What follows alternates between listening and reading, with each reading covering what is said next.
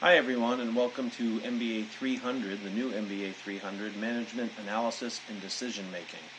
I'm Dana Waldman. I'm your instructor for this course, and it's exciting to me to get the chance to spend a little time with you guys this semester and work with you on everything about management analysis and how managers function and how managers make decisions.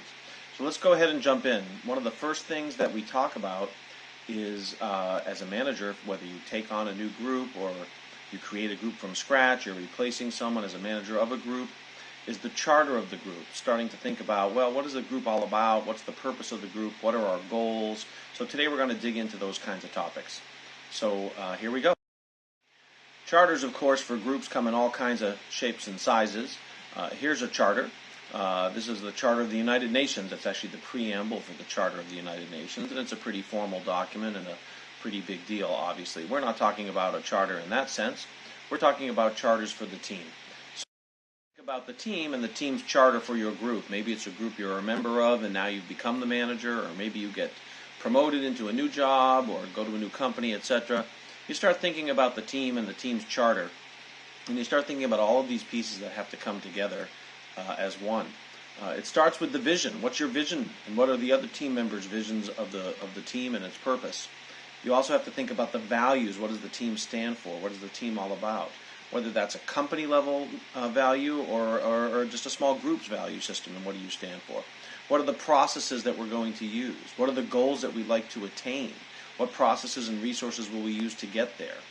How will we communicate and coordinate? What sort of business rhythm will we as a team have as we try to achieve results? What kind of authority and accountability will we put on ourselves so that we know how we're doing against our charter? So thinking about a charter for a team and the goals underlying a charter is actually a very important idea. Now, of course, you might want to start with thinking about what is the mission of the group? Why do we exist? What is the point? Well, here's one kind of a mission. This is Mission Santa Clara down by me, but that's not the kind of mission we're talking about here.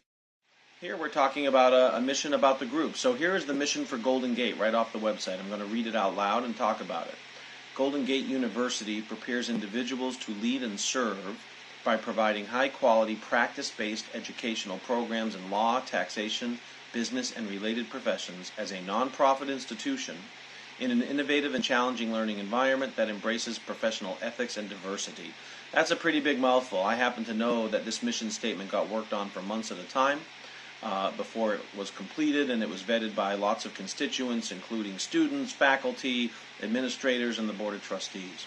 So if you break this statement down a little bit, it's got quite a bit inside of it. So first of all, it kind of says what we do. We prepare individuals to lead and serve. That serve is no small thing, by the way, because Golden Gate, a lot of the graduates end up in some sort of community service, not just leading in their fields. We offer practice-based programs. Your instructors are typically not just theoretical experts, but actual practice-based experts in their fields. If you're taking a course in accounting, you're probably getting taught it by someone who works in accounting, that type of a thing. We're a nonprofit institution. That's a competitive positioning statement. If you read the news and you see about some of the for-profit educational institutions, they're having a lot of problems these days, and so the fact that we're a nonprofit is a very good thing and a little bit of a discriminator in the market.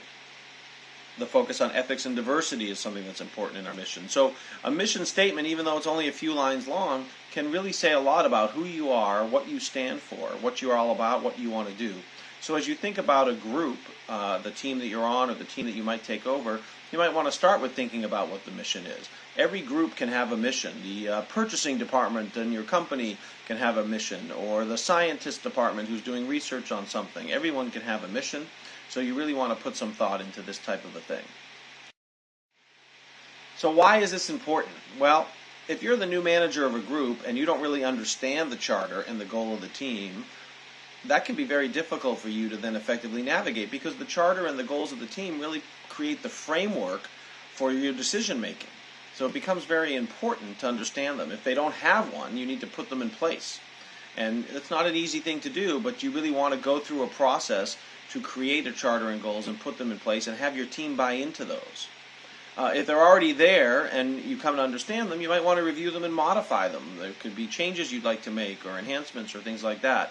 So this, it might sound kind of high level in one sense, who cares about a charter and goals, but actually it's a very important framework, because ultimately all the decisions that the team makes and the rhythm that the team takes on are really against the framework of the mission and the goals of the group. So it becomes a very important thing.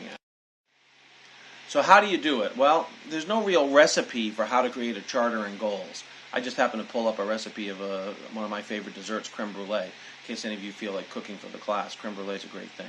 But really, there is no recipe for how to do it.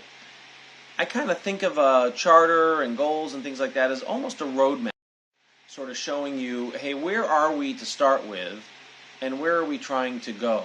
Here's a map, and you can see, different roads to take to get from point A to point B to where the treasure is buried. And that's how I think about a charter. It sort of creates a beacon and a sense of broad, high-level direction of where we want to go and how we want to get there. So hopefully with your treasure map in place, you'll be off to find your buried treasure. So that's a little bit about charters and goal settings.